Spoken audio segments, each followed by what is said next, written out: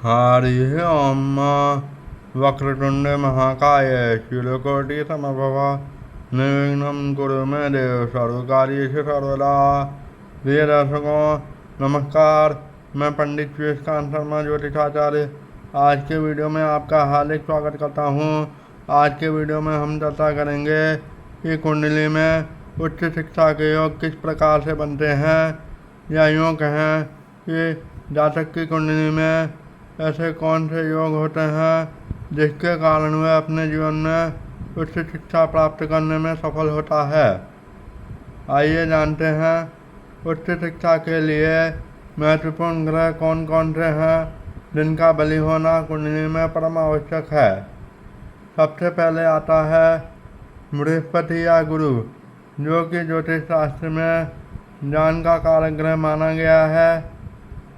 उसके बाद में बात करते हैं बुध ग्रह। बुध ग्रह बुद्धि का कारक ग्रह माना गया है और बुद्धि और ज्ञान एक दूसरे के पूरक हैं, इसलिए बृहस्पति और बुध का मजबूत होना बहुत आवश्यक है उच्च शिक्षा के लिए या किसी प्रकार की शिक्षा के लिए। उसके अलावा बुध जो है वाणी का भी कारक है, तो हमारी शिक्षा ग्रहण करने के लिए हमारे वाक्पटुता या वाणी कौशल होना अत्यंत आवश्यक है। इसलिए बुध का भी अत्यंत महत्वपूर्ण भूमिका होती है उच्च शिक्षा प्राप्त करने के लिए। बुद्धि का होना अत्यंत आवश्यक है। उसके अलावा तीसरा ग्रह आता है चंद्रमा, क्योंकि चंद्रमा को ज्योतिष शास्त्र में मन का कारक ग्रह माना गया है और उच्च शिक्षा प्राप्ति के लिए या किसी प्रकार की शिक्षा को प्राप्त करने के लिए मन मजबूत होना बहुत आवश्यक है, यानी चंद्रमा का मजबूत होना बहुत आवश्यक है। क्योंकि जब तक किसी भी काम में मन ही नहीं लगेगा तो उच्च शिक्षा या किसी प्रकार की शिक्षा या कोई भी काम करने में रुचि नहीं होगी। इसलिए चंद्रमा का मजबूत होना या बलि होना भी अत्यंत आवश्यक है। उसके बाद आता है लग्न। लग्न है हमारा शरीर, यानी पहले भाव से हम शरीर का विचार करते हैं। तो यदि शरीर कमज़ोर होगा तो भी पढ़ाई में या अध्ययन में बाधा आती है। इसलिए लग्न में जो राशि है उसके स्वामी का बलि होना भी अत्यंत आवश्यक है, अर्थात लग्न का बलि होना भी अत्यंत आवश्यक है उच्च शिक्षा प्राप्ति के लिए। अब हम जानते हैं कौन कौन से भाव वो हैं जो जिनसे कुंडली में प्राथमिक शिक्षा, माध्यमिक शिक्षा, स्नातक शिक्षा, शोध या रहस्यमय विद्या, गुप्त विद्या और कौन से भाव से पोस्ट ग्रेजुएशन यानी स्नातकोत्तर शिक्षा का विचार किया जाता है। सबसे पहले हम प्रारंभिक शिक्षा की बात करें तो प्रारंभिक शिक्षा का विचार कुंडली के द्वितीय भाव से किया जाता है। ये द्वितीय भाव, ये 1, 2 द्वितीय भाव से प्रारंभिक शिक्षा का विचार किया जाता है और चतुर्थ भाव से माध्यमिक शिक्षा का विचार किया जाता है। पंचम भाव से स्नातक शिक्षा यानी ग्रेजुएशन की जो शिक्षा होती है उसका विचार पंचम भाव से किया जाता है। नवम भाव से पोस्ट ग्रेजुएशन यानी उच्च शिक्षा का विचार किया जाता है और अष्टम भाव से शोध, गुप्त विद्या, ज्योतिष शास्त्र में रुचि आदि का विचार किया जाता है। अब बात करते हैं, हम बात कर रहे थे कि कुंडली में उच्च शिक्षा के योग कैसे बनते हैं। इसके लिए कुछ शर्तें निम्न हैं। इनमें पहली शर्त यह है कि नवमेश और पंचमेश का राशि परिवर्तन हो रहा हो तो भी जातक अपने जीवन में उच्च शिक्षा प्राप्त करता है। जैसे ये मेष लग्न की कुंडली है, क्योंकि ये 1 नंबर से शुरू हो रही है, 1, 2, 3, 4, 5, 6, 7, 8, 9, 10, 11, 12 इस तरह से अंक लिखे हुए हैं, यानी ये मेष लग्न की कुंडली है। अब इसमें नवमेश क्या हुआ, नवमेश हुआ नवम भाव ये है 1 2 3 4 5 6 7 8 9, नवम भाव ये है, नवम भाव में 9 नंबर की गिनती लिखी हुई है। तो नवमेश क्या हुआ, बृहस्पति, क्योंकि नौवीं राशि होती है धनु राशि का स्वामी होता है बृहस्पति, इसलिए नवमेश बृहस्पति हुआ। और पंचमेश की बात करें तो पंचम भाव कौन सा है, 1 2 3 4 5, पंचम भाव ये है, यहाँ पर 5 नंबर की गिनती लिखी है। 5वीं राशि होती है सिंह राशि का स्वामी होता है सूर्य। इस प्रकार से पंचमेश सूर्य हुआ और नवमेश बृहस्पति हुआ। तो नवमेश बृहस्पति मान लीजिए पंचम भाव में बैठा हो और पंचमेश सूर्य मान लो नवम भाव में बैठा हो। इस प्रकार से पंचमेश और नवमेश का राशि परिवर्तन हुआ, तो ये भी उच्च शिक्षा का योग है, उच्च शिक्षा का योग कहलाता है।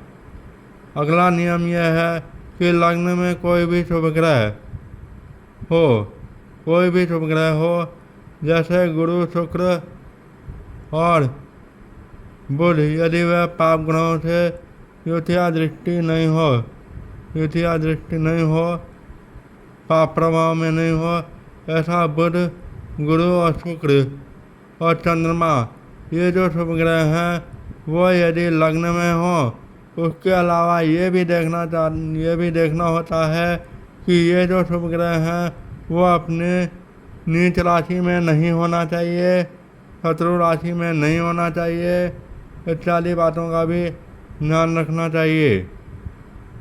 अर्थात शुभ स्थिति में हो, शुभ ग्रह लग्न में शुभ स्थिति में बैठे हों और उन पर किसी भी पाप ग्रह का प्रभाव यानी दृष्टि या युति न हो।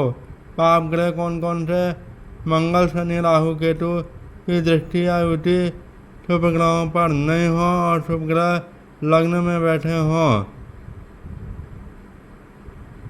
और द्वितीय तथा पंचमेश दोनों बलवान हों, यानी द्वितीय और पंचमेश पर भी पाप ग्रहों का प्रभाव न हो। तो ऐसी स्थिति में जातक जो है उच्च शिक्षा को प्राप्त करता है। यहाँ पर द्वितीय क्या है, द्वितीय यहाँ पर है शुक्र। शुक्र यदि मंगल शनि राहु केतु के प्रभाव में नहीं हो, यानी इन पर दृष्टि या युति ना हो। इसी प्रकार से पंचमेश की बात करें तो पंचमेश यहाँ पर सूर्य बनते हैं। सूर्य भी शनि मंगल राहु केतु के प्रभाव में ना हो या इनकी दृष्टि ना हो, अर्थात ये बली हो, अंशात्मक रूप से ही बली हो, इनकी डिग्री अच्छी हो, तो उच्च शिक्षा के योग बनते हैं कुंडली में। ये हो गए 2 नियम। तीसरा नियम है पंचमेश और नवमेश त्रिकोण स्थान में बली होकर बैठे हों।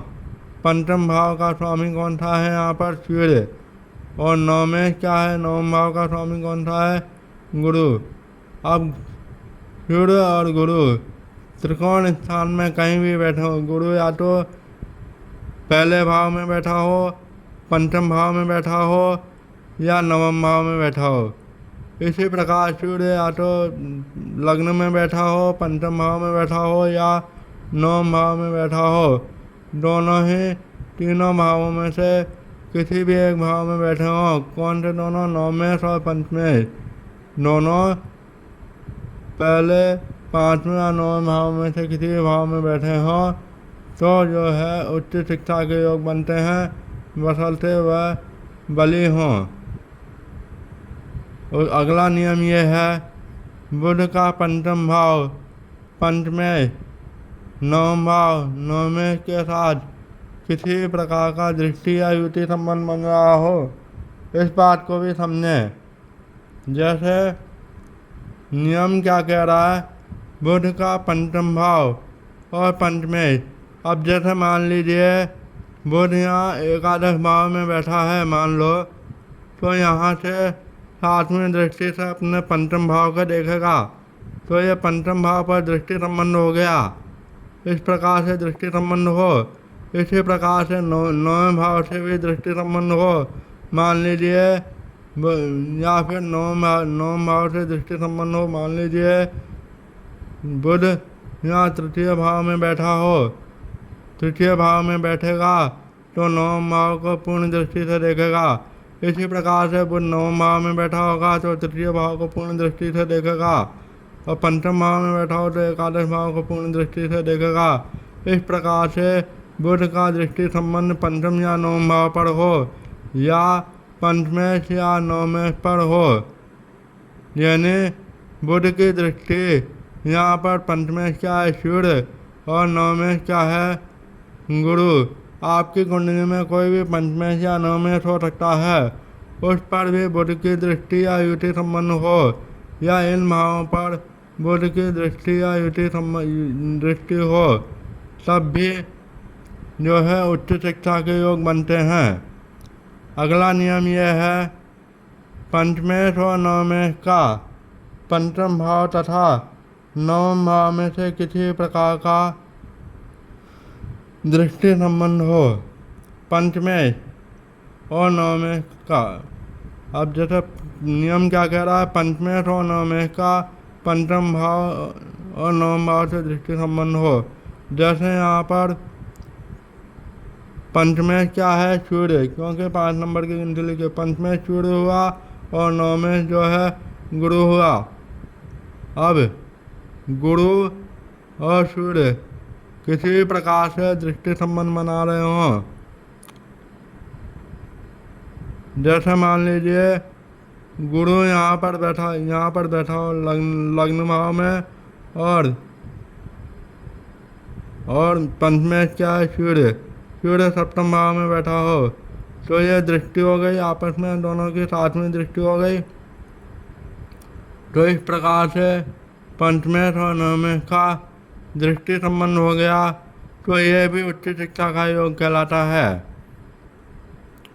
उसके अलावा अष्टम भाव का भी या अष्टमेश का पंचमेश या नवमेश के साथ दृष्टि या युति संबंध हो, तो भी जातक उच्च शिक्षा प्राप्त करता है। ऐसे जातक गुप्त विद्याओं जैसे तांत्रिक विद्या, ज्योतिष शास्त्र आदि में रुचि रखते हैं। अष्टम भाव का स्वामी यदि नवम भाव में हो, भाग्य भाव में हो, तब भी जातक की ज्योतिष शास्त्र में रुचि होती है, क्योंकि यहाँ से अष्टमेश की सीधी दृष्टि तृतीय भाव पर पड़ती है, और नवम भाव भाग्य जो है लाभ भाव में हो, तब भी जातक गुप्त विद्या का शौकीन होता है, और परंतु उसका संबंध अष्टम भाव से भी होना अत्यंत आवश्यक है। इस प्रकार से आज हमने जाना कि उच्च शिक्षा के योग किस प्रकार बनते हैं। इसके अलावा एक नियम और है, यदि पंचम और नवम भाव के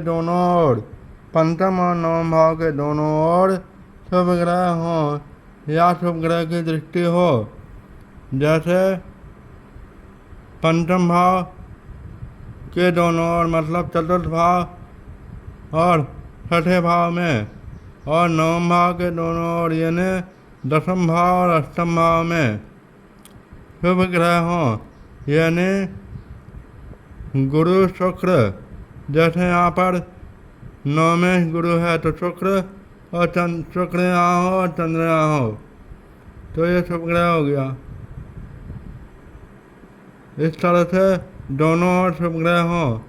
इसी प्रकार से यहाँ पर पंचमेश को बात करें तो पंचम भाव का स्वामी यहाँ पर हो, पंचम भाव का स्वामी जैसे सूर्य है, सूर्य अगर चतुर्थ में हो माने सॉरी यहाँ पर गुरु हो, यहाँ पर शुक्र हो, दोनों शुभ ग्रह हैं पंचम भाव के दोनों ओर, तो भी जो है उच्च शिक्षा के योग बनते हैं। यानी नवम भाव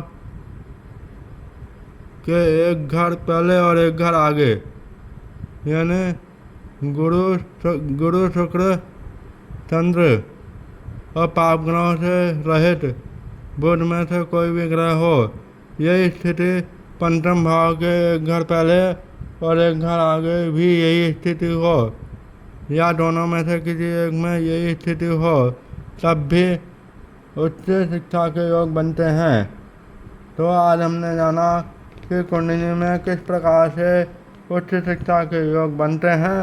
आशा करता हूँ ये जानकारी आपको अच्छी लगी होगी। वीडियो अच्छा लगे तो लाइक करें, चैनल को सब्सक्राइब करें और ज़्यादा से ज़्यादा लोगों से शेयर करें। मिलते हैं अगले वीडियो में किसी नई जानकारी के साथ। तब तक के लिए नमस्कार, जय श्री कृष्णा।